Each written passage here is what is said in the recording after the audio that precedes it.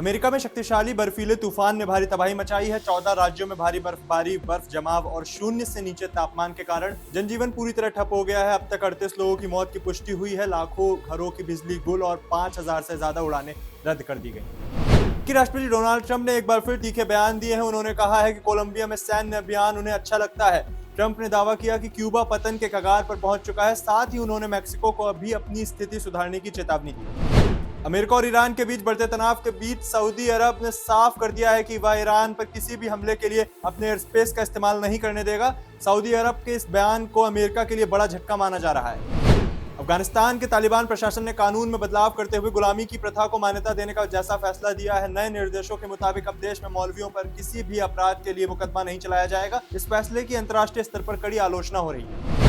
भारत और यूरोपीय संघ के बीच हुई ऐतिहासिक व्यापार समझौते पर अमेरिका की पहली प्रक्रिया सामने आई है। अमेरिकी प्रतिनिधि ग्रीक ने कहा है कि इस डील में भारत सबसे ऊपर रहा है। उन्होंने बताया कि भारत को यूरोपीय बाजारों में पहले से ज्यादा पहुंच मिली है और भारतीय नागरिकों के लिए यूरोप में आव्रजन के अवसर भी बढ़े हैं।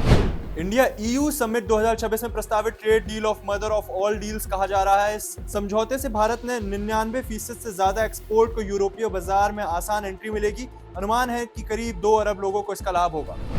बांग्लादेश के एक इस्कॉन मंदिर में बड़ी चोरी की घटना सामने आई है। चोर मंदिरों से 14 मूर्तियां उठा ले गए, जिनमें 6 पीतल और 8 पत्थर की मूर्तियां शामिल हैं। इसके अलावा चांदी का जूता, बांसुरी, पीतल के बर्तन, हारमोनियम और दान पेटियों से नकदी भी चोरी हुई है। मंदिर प्रशासन ने पुलिस से सख्त कार्रवाई की मांग की है।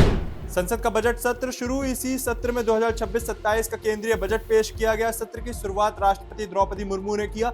इससे पहले हुई सर्वदलीय बैठक में सरकार ने सहयोग की अपील की, लेकिन वीबीजी, रैमजी एक्ट और एसआईआर प्रक्रिया पर दोबारा चर्चा से इंकार कर दिया। अजीत पवार के निधन की खबर पर देश भर से शोक संदेश सामने आए हैं। प्रधानमंत्री नरेंद्र मोदी ने कहा कि अजीत पवार जनता के नेता थे। राष्ट्रपति द्रौपदी मुर्मू, गृह मंत्री अमित शाह समेत कई वरिष्ठ नेताओं ने इस दुखद घटना पर गहरा शोक व्यक्त किया है। महाराष्ट्र के डिप्टी सीएम अजीत पवार के विमान हादसे में निधन के बाद देश की राजनीति में एक शोक के साथ सवाल भी उठने लगे हैं। पश्चिम बंगाल की मुख्यमंत्री ममता बनर्जी ने इस पूरे मामले की सुप्रीम कोर्ट की निगरानी में जांच कराने की मांग की है। ममता बनर्जी ने कहा कि हादसे की परिस्थितियां गंभीर हैं और सच्चाई सामने आनी चाहिए।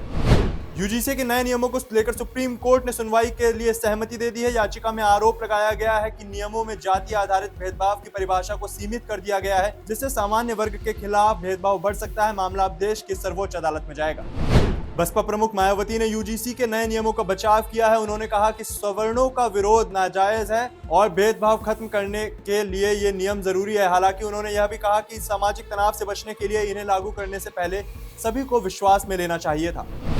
यूजीसी के नए नियमों को लेकर चल रहे विवाद के बीच बागेश्वर धाम के पीठाधीश्वर पंडित धीरेन्द्र शास्त्री का बयान सामने आया है। उन्होंने कहा कि भारत में ना कोई अगाड़ा होना चाहिए और ना कोई पिछड़ा, बल्कि सभी को भारतीय होने की भावना से जोड़ना चाहिए।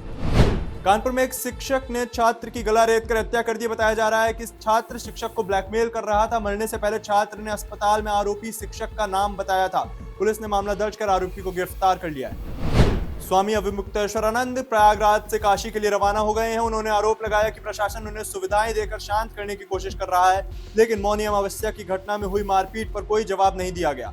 उन्होंने कहा कि इस घटना से उनकी अंतरात्मा को गहरी चोट पहुंची है। महाकुंभ के दौरान किन्नर अखाड़े में महामंडलेश्वर बनी ममता मुकुंद कुलकर्णी ने 27 जनवरी 2026 तक पद से इस्तीफा देने का ऐलान किया है। उन्होंने कहा कि उनका आध्यात्मिक मार्ग स्वतंत्र सोच और सत्य पर आधारित होगा और इस फैसले में किसी से कोई शिकायत नहीं है।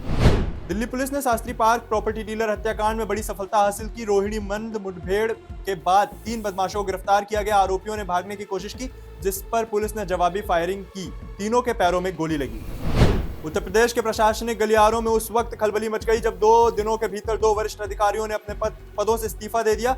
बरेली के सिटी मजिस्ट्रेट अलंकार अग्निहोत्री ने सरकार नीतियों और नए यूजीसी नियमों को काला कानून बताते हुए इस्तीफा दिया, जबकि अयोध्या के जीएसटी डिप्टी कमिश्नर ने मुख्यमंत्री योगी आदित्यनाथ के प्रति निष्ठा जताते हुए पद छोड़ दिया। बारामती में एनसीपी समर्थकों का शक्ति प्रदर्शन। पार्टी प्रमुख और उप मुख्यमंत्री अजीत पवार की तस्वीरों के साथ पूर्ण श्लोक अहिल्या देवी होलकर सरकारी मेडिकल कॉलेज के बाहर बड़ी संख्या में कार्यकर्ता जुटे।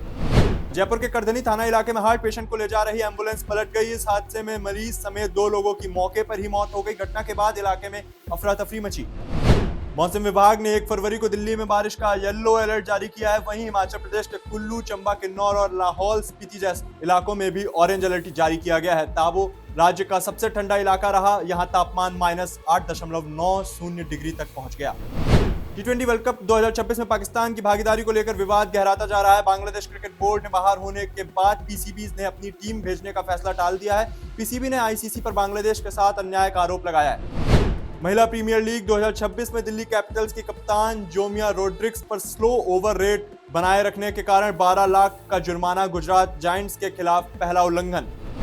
मशहूर सिंगर अरिजीत सिंह ने प्लेबैक सिंगिंग छोड़ने का ऐलान कर सभी को चौंका दिया है। उन्होंने इंस्टाग्राम पर यह जानकारी साझा की। फैसले के बाद म्यूजिक इंडस्ट्री के कई सेलेब्स हैरान हैं और फैंस भावुक होकर सोशल मीडिया पर प्रतिक्रियाएं दे रहे हैं। देश में सोने और चांदी की कीमतों में जबरदस्त उछाल देखने को मिल रहा है। बीते 27 दिनों में चांदी 55% तक चढ़ चुकी है और 3,65,000 प्रति किलो के करीब पहुंच गई है। वहीं सोना भी 1,59,000 प्रति 10 ग्राम के रिकॉर्ड स्तर के आसपास कारोबार कर रहा है।